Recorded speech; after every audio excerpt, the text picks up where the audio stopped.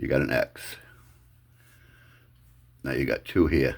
1, 2. Underneath, pull it through, and then on that one right here, lift it up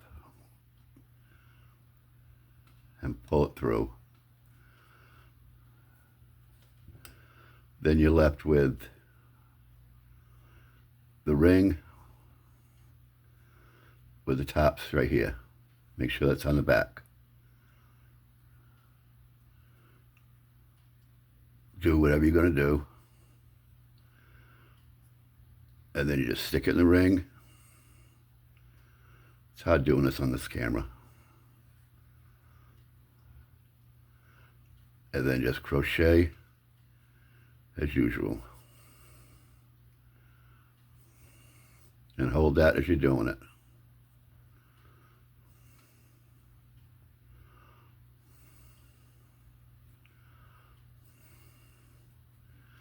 And as you're going along, you're going to find that this string here is getting shorter. Just keep pulling that a little bit until you're all done. If you have any questions, just hit me up. All right? Thank you.